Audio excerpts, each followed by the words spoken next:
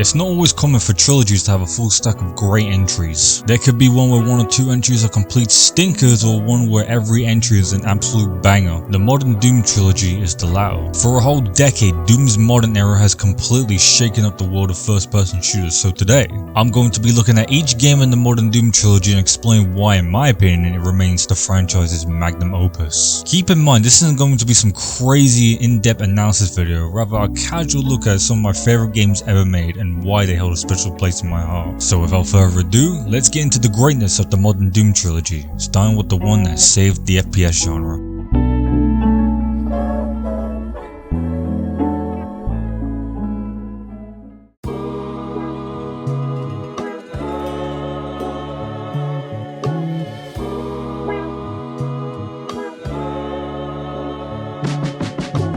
When Doom 2016 came out in May of that year, it completely blew everyone away. This game wasn't your typical modern first-person shooter at the time. Doom was going back to the old school gameplay style that defined the genre with a gory coat of paint. There was no hiding behind cover, no regenerating health, hell there wasn't even any reloading. This game wants you to move around and get your resources back by slaughtering the demons of hell. The 2 weapon limit was also cut, allowing you to fight with your whole arsenal of demon killing machines. All the classic weapons made a return, such as the pistol, the shotgun, the super shotgun, the chain gun, the rocket launcher, the plasma rifle, and of course, the big fucking gun. Now having its own ammo type. There are also some new toys to play with, such as your typical heavy assault rifle, only since there's no reloading, you might as well have an infinite magazine, and the Gauss cannon, a super powerful railgun that admittedly breaks the game in half if you know how to use it. Doom 2016 also introduces alternatives for your weapons called mods that allow you to change how they function. You can make your shotgun a grenade launcher, your assault rifle a micro missile launcher, your plasma rifle a stun bomb, and make the Gauss cannon even more OP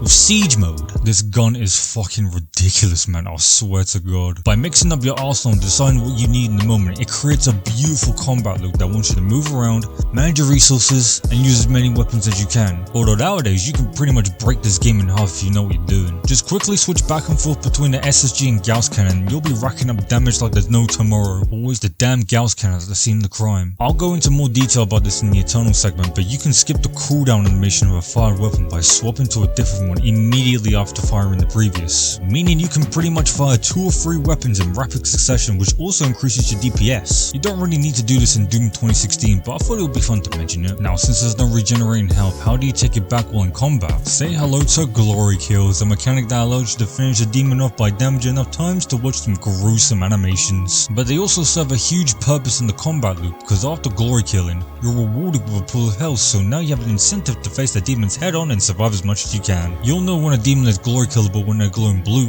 When they glow orange, that means you are within range and can perform the killing blow. The chainsaw also makes a return, serves a similar purpose by rewarding you with a pool of ammo when killing a demon with it, creating the resource management part of the combat loop. You can also upgrade your suit for more health, armor, and ammo, as well as runes. By doing rune challenges, you'll be rewarded with the rune corresponding to said challenge. These range from faster glory kills, a speed boost after a glory kill, and the most important one, mid-air control.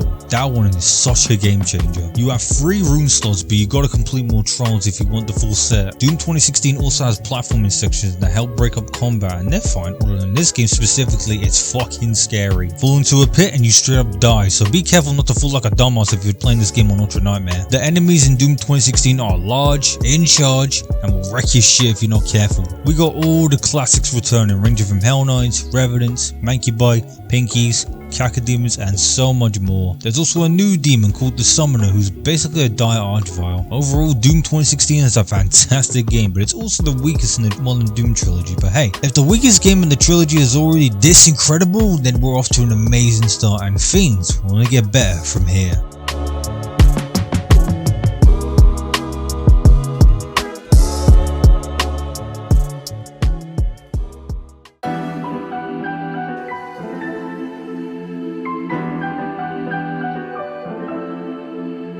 The year is 2020. The COVID-19 pandemic has just started and everyone is forced to stay in their own homes. But there was one game that kept everyone going on March 20th, 2020, and that game was Animal Crossing New Horizons. Just kidding. It was none other than Doom Eternal. Just to jump ahead, Doom Eternal was without a doubt my favorite video game of all time. Everything that worked in Doom 2016 has been amplified to the next level. More enemies, more bosses, more level variety, and the combat loop has been perfected. Resource management is now a much higher priority this time. Your ammo count is a lot lower than in 2016, so you gotta be using that chainsaw more often, as well as use all your weapons. You still got your glory kills and your chainsaw, which is instant this time, but now you have a trusty shoulder cannon that can launch grenades, ice bombs, and the new addition to the resource management, the flame belch. When using the flame belch, enemies will drop shards of armor for a period of time, so not only do you have to keep glory killing for health and chainsawing for ammo, you also got to keep burning enemies for armor just to stay alive. The pressure is much higher this time around, but it only gets better. The enemy roster has not only grown in size since 2016, but demons now have multiple ways of slaughtering them. Certain heavy demons will have weak points that you can target with a precision weapon, which will also deal great damage. It's not mandatory, but if you want to have an easier time, it's highly encouraged, and when you do hit a weak point, you'll get a satisfying ping sound to say that you did it. But other enemies also have certain weaknesses that can help you in the early game. A Cacodemon giving you trouble, or just pop a sticky bomb frag grenade in its mouth and it'll go straight into glory kill state. Pinky's rummaging you, or go behind it and shoot its tail. And that's just the tip of the iceberg, but let's introduce the new and returning demons. Returning to the roster since Doom 2 are Arachnotrons, Pain Elementals, Cyber Demons, and Archviles. Some of the most oppressive demons you will ever face, but are a lot of fun to fight, except for the Archvile, he can fuck off. And we also have new faces such as the Slithering Whiplash, and my most hated enemy in all of gaming, the fucking Carcass. This demonic reincarnation of Hitler himself will smack you around, shoot rings at you, do ground AoE attacks, and worst of all, pull up that fucking shield. There is no other feeling worse than going for a glory kill only to get cocked by a Carcass's shield and rob you of said glory kill. I know you can easily damage your shield with the plasma rifle, but I don't care, man. He's an annoying piece of shit and I hate him. We also have Doom Eternal's most controversial enemy, the Marauder. Personally, I think he's really fun to fight. You just gotta damage him when he flashes green, and once you can do that, he's pretty easy to take down. Only when he works though. The Marauder is also a pretty buggy enemy. He reacts to friendly fire from other demons, which causes the wolf to spawn, and sometimes he doesn't even attack at all, which is pretty aggravating during secret encounters when you're on the clock. But apart from that, the hate for him was pretty overblown and definitely amounted to skill issue. Oh yeah, I guess I should talk about the weapons now. The weapons in Doom Eternal are a lot more balanced than in 2016, with almost every weapon returning from that game. The only weapon that didn't return is the Gauss Cannon, probably for good reason. However, in its place is another railgun called the Ballista, and it's awesome. Weapon mods are also better in this game. We got sticky bombs for the shotgun, precision bolt for the heavy cannon, destroyer blade for the ballista, a shield for the chain gun, but none of these compared to the meat hook mod for the super shotgun. A grappling hook that allows you to close the gap by pulling you towards your enemies so you can point blank them. It can also be upgraded to burn enemies too, allowing you to get an explosion of armor shards. You can get some serious airtime with it, especially since your mobility has been upgraded. Starting from level 2, you have the ability to dash up to 2 times. It doesn't carry your forward momentum like in Mega Man X, but you can use it to reach further distances and easily avoid enemy attacks. The game really does come alive once you have to dash. Also starting from level 2, you'll have access to returning runes, which are handled much better than in 2016. You are no longer required to do a trial of a corresponding rune. Instead, you just select the rune you want and get it right away, which means you can get air control as early as level 2, which is awesome. You also have a new melee attack called the Blood Punch, which is not only good for dealing insane damage, but is perfect for crowd control. Especially when you burn or freeze a bunch of enemies at once, you get a huge rush of health and armor drops afterwards. Some enemies are even weak to it, like Pinkies, Carcasses, Prowlers, Doom Hunters, and Cybermanks. You get blood punches from glory kills and then layer from health and armor drops after upgrading. What makes the combat loop so much more fun than in Doom 2016 is that you are way more involved in the fight, knowing which weapons to use, enemies to chainsaw for ammo, to burn, the glory kill, and most of all, which enemies you have to prioritize first. There's also the faltering mechanic, which will make enemies stumble, allowing you to have an opening to damage them. If you want a full explanation of it, check out Under the Mail's videos on them, he goes into great detail. There's also the return of quick swapping, that exploit I mentioned in the 2016 segment. That plays a much bigger role this time. Of course, you don't need to quick swap. I didn't in my first playthrough, but it's become something that not only certifies as weapon variety, but once again increases your overall DPS. It's nowhere near as broken as in 2016, but if you want to play high level, it's seriously rewarding to master. I just started playing this game with mouse and keyboard after playing it with a controller for 5 years, and it took me weeks to get it into my system, since I was so used to doing it with a controller. But once I did get it into my muscle memory, I was literally in a flow state, which you can get into very easily in this game. Plus, platforming has also been ramped up, with Eternal introducing monkey bar swing, wall climbing, and in the second DLC, me-hook points, and it gets better. When you fall in Doom Eternal, you don't actually die. You just take damage and respawn to before the time you fell, which is a significant improvement over 2016. I could go on for hours on why I love this game so fucking much, but this video would be too long if I did, so I'm just gonna end this segment by saying this. Doom Eternal is hands down the greatest video game I've ever played. It took what worked in Doom 2016, removed what didn't, and amplified it while also adding brand new additions to the formula. It is my favorite game of all time and will forever be my favorite game for years to come. But there is still one more game in the trilogy to look at, and this one is pretty special.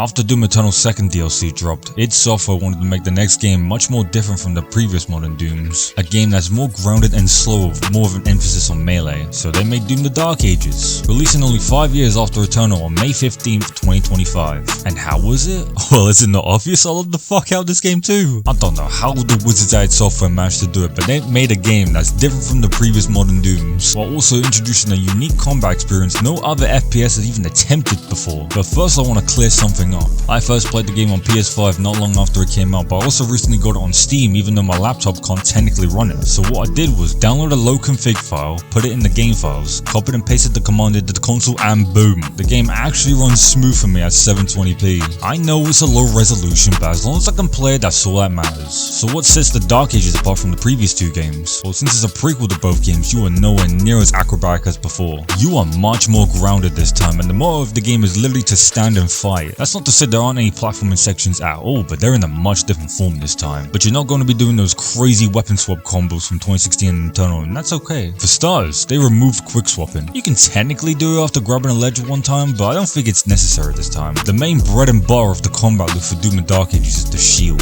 This thing is fucking awesome, and it's essentially this game's equivalent to the me-hook. You can toss it, shield bash, and most importantly, parry. That's right, we got parry in the Doom game, and this might just be the best parry mechanic I've ever experienced in a video game. You can parry enemy attacks as well as projectiles that glow bright green. You can even change the parry color if you want. I changed it to a more vibrant red. That way I can distinguish it from regular projectiles and also have my favorite color in the game. And let's talk about the amount of customization present in the Dark Ages. You have your usual accessibility options, but you also have difficulty modifiers, which are a complete game changer. You can customize the amount of damage you take, the resource value, the parry window, and most of all, the game speed. On my first playthrough, I played this game at the default speed and it was fine. It didn't really feel slow for me, but once I started playing it at max game speed, I just couldn't go back. It was perfect. But let's talk about the new combat for Doom the Dark Ages. You still have your trusty weapons, although weapon mods have been cut.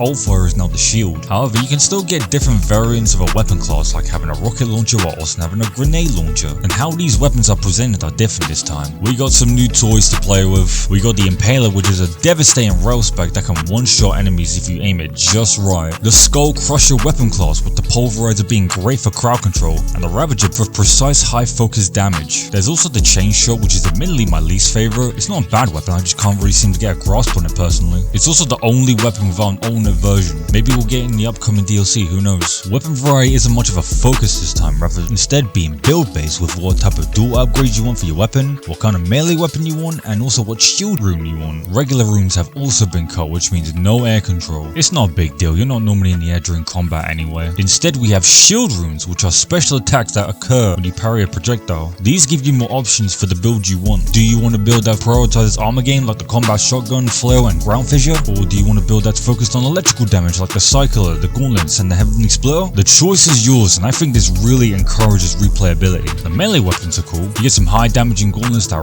really wreck super heavies. You also have the flare, and when upgraded can burn enemies for armor like I mentioned earlier. And finally you have a super powerful mace that's only a one hit use but drops a lot of health and ammo. Personally I like the gauntlets the most. They're really fast, do hella damage, and the shock is a nice touch. When the game first launched, there was no option to remove or even reduce the slow-mo when parrying and using melee. It wasn't a problem at first, but I can imagine it can really break the flow of combat. They later updated 3 months later that adds a slaughter feed to reduce the slow-mo. It's not completely gone, but it definitely makes me want to use the melee way more and makes the game flow better. If you're on PC, you can install a tool called Kibes mod that has some crazy customization. It also lets you remove the slow-mo completely, and it's so much better. Install this mod if you haven't already. I think it's time we address some very large elephants in the room, those being the mech stages and the dragon stages. Personally, I'm pretty indifferent to the mech stages. Don't get me wrong, it's really cool, but gameplay wise it's pretty mindless. They did make it a little better in the August update, but it's not something I would replay. I definitely like the dragon stages a lot more. It controls fine, it's pretty fun to use, and there's also unfoot sections to break it up, which I greatly appreciate. This might just be the goriest game in the series. I forgot to mention this in the Doom Eternal segment, but the more damage you do to the enemies, the more flesh comes off. It was a genius way of letting the player know how much health they have left. That system makes a return in the Dark Ages, and this time you can even de-limb some of them, which is actually hilarious. Glory kills are no longer a thing but have been changed to glory strikes. This serves the same purpose as glory kills, only now you don't have to watch the animation and can just use a melee strike to finish the demon off. I can understand why some people may feel disappointed about this, as it was literally the defining trait of modern Doom. However, I actually think this makes the combat flow much better. You can still perform some glory kill like animations from above, but they are nowhere near as prevalent as before. We still have all the enemies returning with a few twists. The Cacodemon hybrid is fucking terrifying. You do not want to go near this guy. We also have Cosmic Barons, who are literally Barons but have the Cosmic Realm skin on. Still a really fun enemy to fight. We got some returning enemies from Eternal such as Stone Nymphs and Whiplashes, as well as some new faces. The Agadon Hunters make their true debut before they were converted into Doomguy killing machines. I love fighting these guys, especially with the gauntlets. Then there's the Valkyrie, who's really fun to fight with the rocket launcher since it gets buffed after parrying projectile and it's exquisite. There's the Acolyte, who's probably the most annoying enemy in the whole game, as he puts up a force field and the only way to get rid of it is to kill his clone. Pretty annoying, but nowhere near as insufferable as the Carcass, who's thankfully not in this game. Finally, we have the Komodo, who's actually pretty awkward to fight since he likes to run around a lot and you don't know when he's gonna strike. Overall, the game has a great selection of demons that are mostly fun to fight. Most of Doom Eternal's active resource management is still here, it's just different and more organic. You can still burn enemies in different ways like I mentioned earlier, and you can still manage your health with different builds. You can still use as many weapons as you want in the right moment, and now they even added the option to switch melee weapons and shield runes on the fly. While my high is still set on Eternal, Doom the Dark Ages managed to exceed my expectations and deliver a combat experience so great it almost puts it right up there for me. This game really should have gotten nominated for Game of the Year, but unfortunately we live in an era full of grifting morons who only get enjoyment out of rage bait on Twitter, analysing Steam charts for a single player game, but at least they want an innovation in accessibility.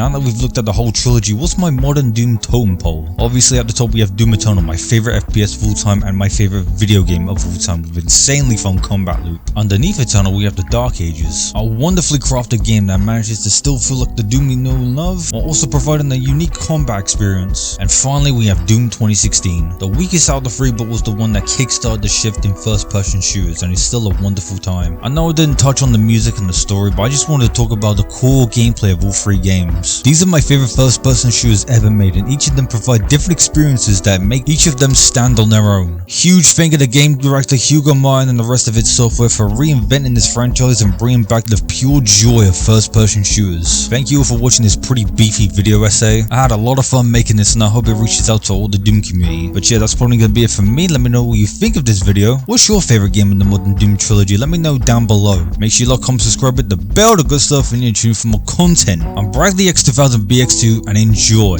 the rest of your day. Bless.